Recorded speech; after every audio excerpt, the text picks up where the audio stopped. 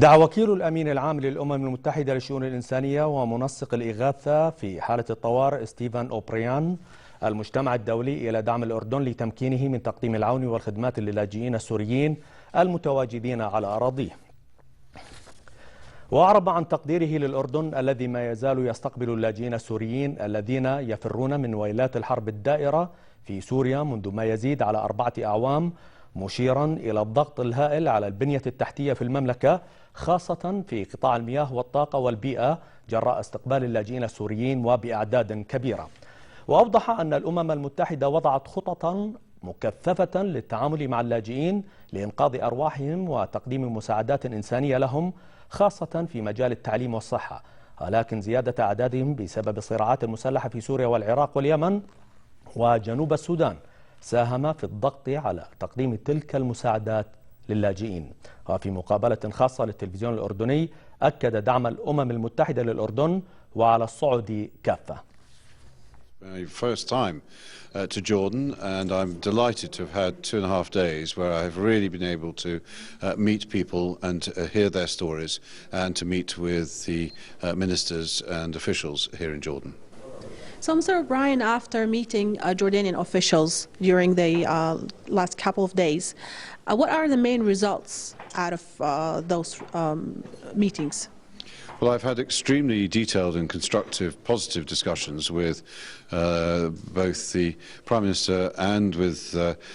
the Foreign Minister and with the Planning Minister. And from all of those discussions, it's been very clear that, first of all, on behalf of the international community and the United Nations in particular, I've been able to record the deep appreciation of the world community for the exceptional generosity of the Jordanian people and the Jordanian government in hosting so many of the refugees who have been forced to flee their homes from Syria, given the continuing protracted conflict, both in refugee camps and within host communities.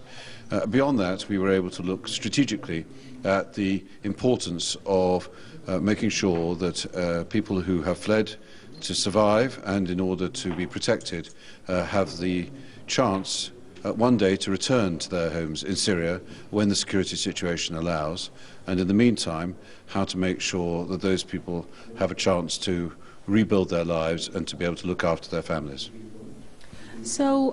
you visited the Zaatari Syrian refugees yesterday. What is your impression out of that visit? Well, my first impression, apart from, of course, meeting a very large number of people who had gone through that ghastly decision in life to have to flee or remain and die, and therefore they have come to the safe haven and sanctuary of the refugee camp at Zaatari, where the UN agencies and various international and national NGOs are working with great determination, with great skill, with enormous dedication to provide the services that are required for anybody to be able to live and to be able to have the confidence that they have a future.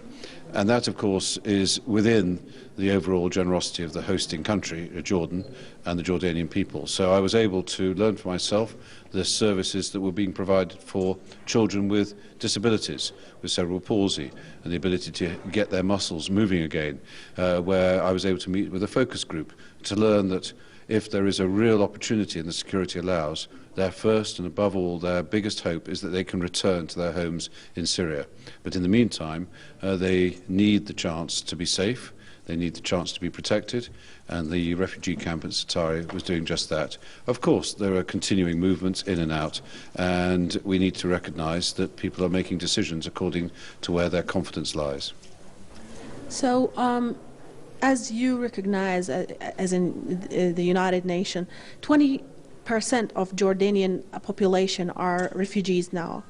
and this number is growing on a daily basis. So what are you willing to do to help Jordan to go through this crisis? Well, again, as I say, there is unquestionably a great thank you that needs to be made to the Jordanian people and the Jordanian government for so generously being the host of so many people who have fled because they have the needs and need of humanitarian help. But there is both a continuing and indeed there has already been in the past a very strong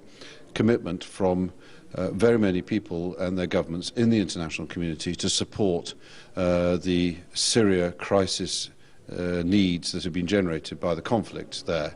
Of course, that has, over the number of years that it has now sadly been protracted, more recently there has been what is known as the whole of Syria approach. This is to look at all the ramifications of this conflict, very much focused on the neighbouring countries who have had to shoulder the greatest responsibility in taking in the people who have been fleeing for their lives. And that's why, as we continue to look at the best policy options, where the resources can be marshalled around the world to support this crisis, which is of a global dimension in terms of concern and of their broad implications. And that's why, as we look at the whole of Syria approach, there is a continuing focus on supporting the countries surrounding Syria who have taken on the greatest responsibility to give shelter and safety to those fleeing.